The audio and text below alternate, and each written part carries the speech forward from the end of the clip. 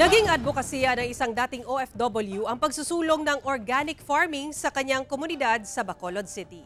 Kahit naging successful na ang career ni Elmer Bagyoro sa Singapore bilang oil trader sa isang oil company, pinili pa rin itong manatili at mamuhay ng simple sa Barangay Alangilan sa Bacolod City kung saan niya pinalalago ang isang maliit na farm.